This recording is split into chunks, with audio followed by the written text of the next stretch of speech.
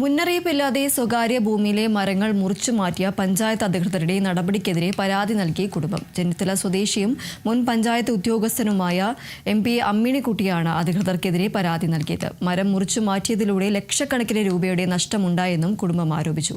25 വർഷത്തോളം പഴക്കമുള്ള മരങ്ങളാണ് അധികൃതർ മുറിച്ചു മാറ്റിയത്.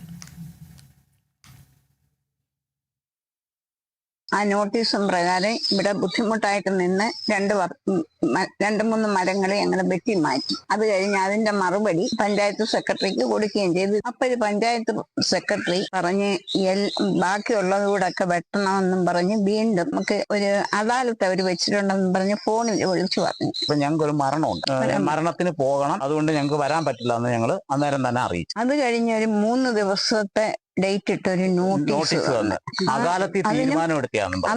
അകാലത്തിൽ പങ്കെടുക്കാതെ അകാലത്തിലെ തീരുമാനം ഉണ്ടാക്കുന്നത് എങ്ങനെ പക പോക്കുന്നത് പോലെ ഇവിടെ കാണിച്ചു കൂട്ടിയത്.